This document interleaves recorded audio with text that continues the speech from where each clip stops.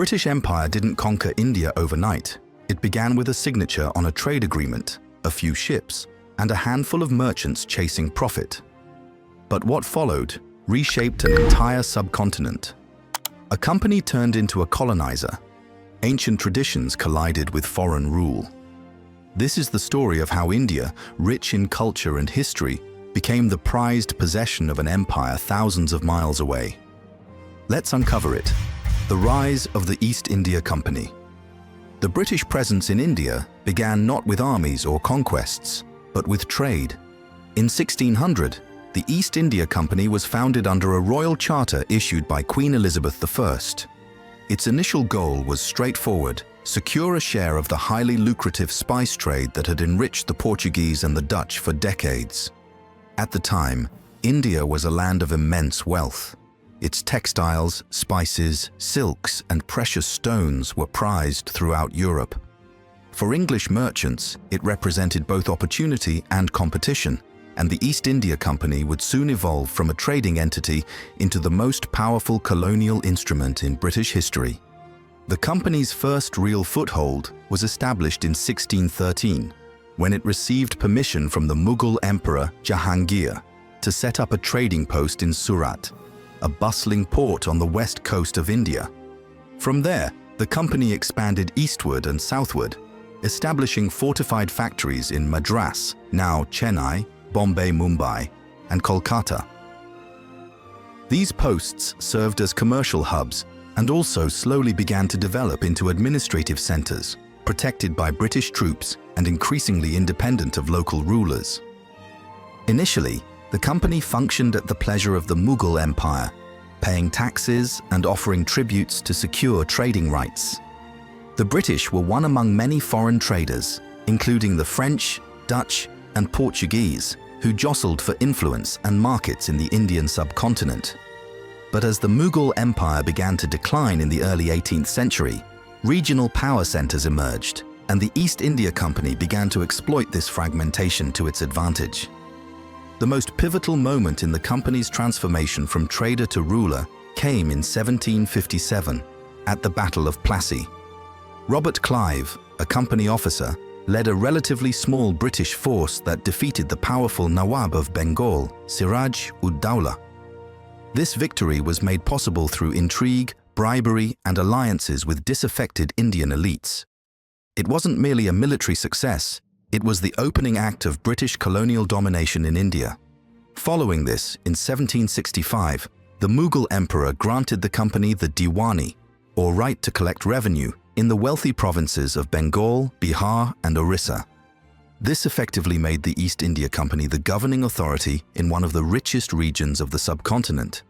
From this point forward, the company expanded its influence across India through a combination of military conquest, strategic alliances, and political manipulation. It defeated rival European powers like the French, subjugated Indian kingdoms, and used subsidiary alliances to make local rulers dependent on British support while stripping them of real power. The company's private armies grew larger than those of many European states, and its officers wielded authority akin to sovereign rulers. Commerce and conquest became two sides of the same coin. The East India Company built a parallel government, complete with tax collectors, magistrates, and military officers, whose primary purpose was to ensure steady profit.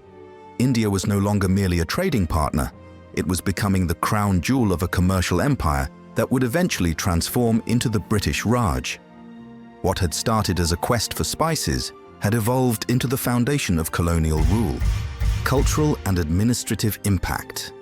British rule in India did not merely impose new rulers, it reshaped Indian society, culture, and governance in profound ways. The administration of such a vast land required a centralized structure, and the British built one in their own image. English replaced Persian as the language of administration, and British legal principles began to replace indigenous legal traditions.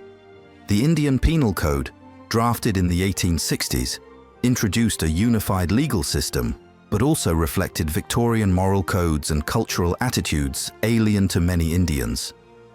The British also introduced Western education, establishing institutions such as the Hindu College in Calcutta and universities in Bombay, Madras, and Calcutta. These institutions produced a new class of English-educated Indians who would later become key figures in the independence movement. Yet, education under British rule was not widespread. While a few urban elites benefited, the vast rural majority remained outside this educational transformation. Culturally, British and Indian traditions began to intermingle in complex ways. While British officials often viewed their own culture as superior, many were fascinated by Indian art, architecture, and customs. Orientalists like William Jones sought to study and preserve ancient Indian texts, while others, influenced by evangelical zeal, aimed to civilize India through Christianity and Western ideals. The British also introduced railways, telegraphs, and modern infrastructure. While these served colonial interests, particularly the extraction of raw materials, they also connected India in new ways. The railways, for instance, allowed for unprecedented mobility and communication across the subcontinent, subtly sowing the seeds of a pan-Indian identity. Still, colonial policies often led to deep socio-economic disruptions. The traditional village economy was eroded by new land revenue systems like the permanent settlement in Bengal, which prioritized tax collection over rural welfare. Famines during British rule, exacerbated by policies prioritizing exports over subsistence, claimed millions of lives, exposing the limits of colonial governance and its often indifferent attitude toward Indian suffering. Resistance and rebellion. Despite their growing control, the British faced periodic resistance, both local and large-scale. The most significant of these was the Rebellion of 1857, often referred to as the First War of Indian Independence. It began among Indian sepoys in the East India Company's army, who were angered by the use of rifle cartridges allegedly greased with cow and pig fat, offensive to both Hindu and Muslim religious beliefs. But the discontent ran deeper. Economic hardship, cultural imposition, and political annexation had created a powder keg. The rebellion spread across northern India, drawing in princes, peasants, and soldiers. Cities like Delhi, Kanpur, and Lucknow became battlegrounds. Though ultimately suppressed by British forces, the rebellion sent shockwaves through the empire. It exposed the fragility of British control and the dangers of disregarding local sensibilities. In its aftermath, the British Crown dissolved the East India Company and assumed direct control of India in 1858. Queen Victoria's proclamation promised non-interference in religious matters, protection of traditional rulers, and equal treatment of subjects.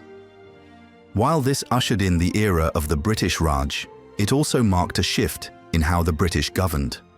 There was a newfound caution, a sense that overt cultural imposition could provoke backlash. Rebellion did not end in 1857. Throughout the late 19th and early 20th centuries, resistance took new forms: nationalist movements, peasant uprisings, and labor unrest. Organizations like the Indian National Congress, founded in 1885, began to articulate demands for reform, self-governance, and eventually full independence. The British, increasingly aware of the need to maintain control without provoking rebellion, resorted to a strategy of divide and rule, fostering religious and communal divisions to prevent a unified opposition. Legacy and modern reflections. The British Empire in India left a legacy both profound and paradoxical. Politically, it introduced modern administrative systems, codified laws, and parliamentary ideals. Yet, it also denied Indians self-rule and maintained a rigid hierarchy that placed British interests above all else. Economically, British rule brought railways, ports, and industries, but these were primarily designed to benefit Britain. India's traditional industries, like textiles, were dismantled, while raw materials were exported to fuel British factories. At the time of independence in 1947, India was far poorer than when the British had arrived, a stark testament to the exploitative nature of colonial economics. Culturally, the legacy is equally mixed. British education created a new Indian intelligentsia, versed in liberal ideas and constitutionalism. This class produced leaders like Mahatma Gandhi, Jawaharlal Nehru, and B.R. Ambedkar, who would lead the fight for freedom and shape independent India. Yet the British also sowed deep divisions, particularly between Hindus and Muslims, which culminated in the traumatic partition of 1947. The Indian independence movement itself became one of the most influential anti-colonial struggles of the 20th century. It challenged not only British imperialism, but the very idea of empire. Gandhi's philosophy of non-violent resistance inspired movements from the American civil rights struggle to anti-apartheid activism in South Africa. Today, India continues to grapple with the legacies of British rule. The parliamentary system, civil services, and legal codes are inherited from the colonial era, as are many challenges: economic inequality, bureaucratic inefficiency, and communal tensions. The empire, once presented as a civilizing mission, is now widely understood as a project of domination and exploitation. Yet it also inadvertently laid the foundation for India's modern identity, a nation forged in resistance, defined by diversity, and driven by a vision of democratic self-rule.